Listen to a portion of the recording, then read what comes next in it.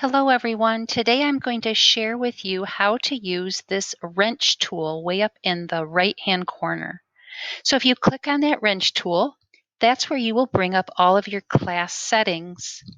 This is where you can give your class a name, you can choose your grade level, you can manage the teachers that are in the class with you.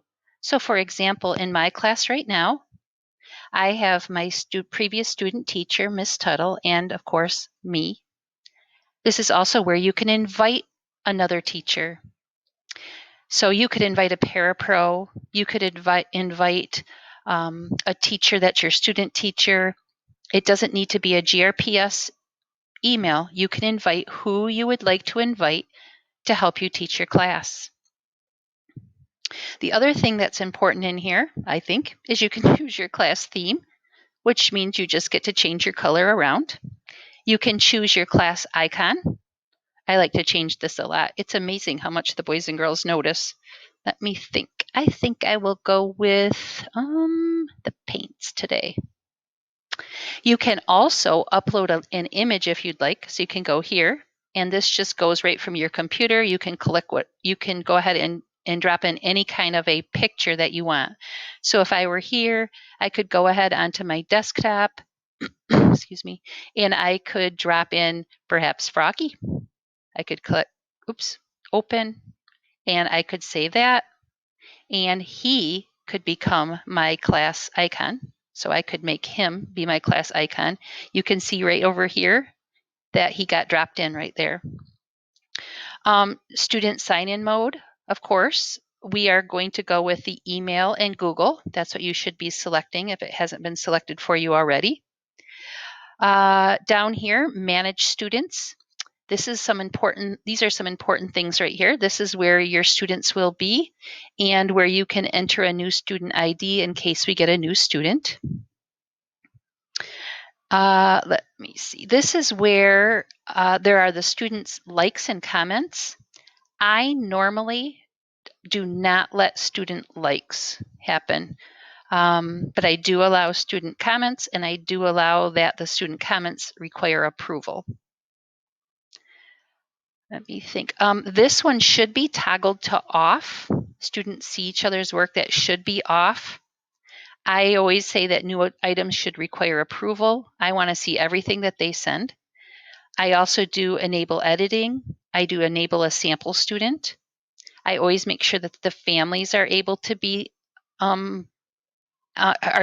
on.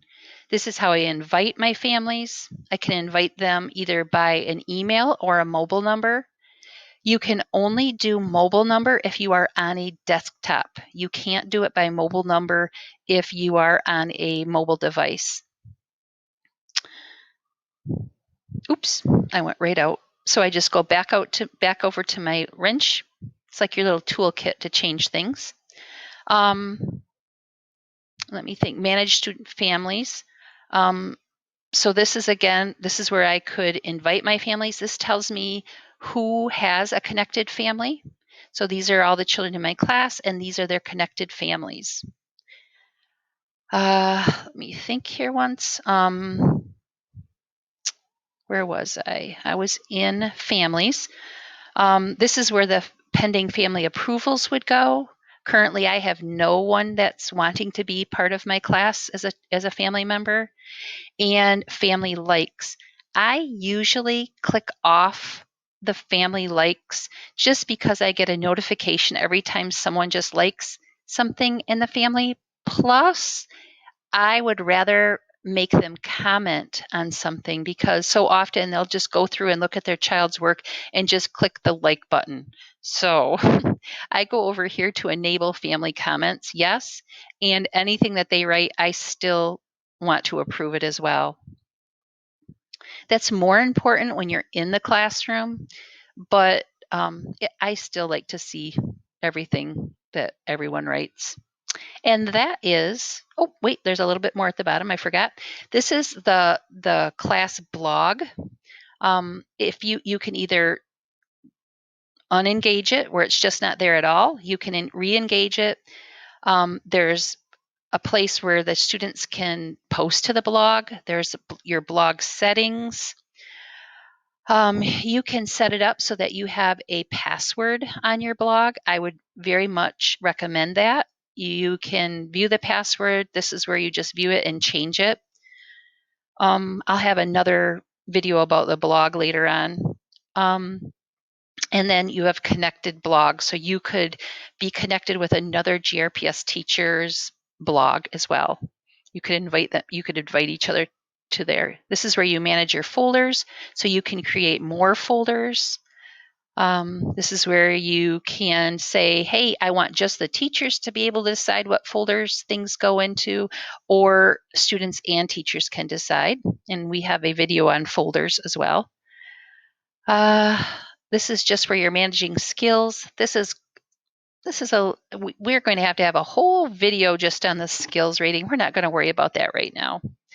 And this down here, I have no idea because I have never messed with this stuff down here. So there we go. So those are just a quick rundown of that tool bar right there. Right here at the very top, just before we go any further, right here, before we end up, this is just a really quick place for you to add students, and that's about it. Oh, and a quick way to add families in. So a quick way to add families.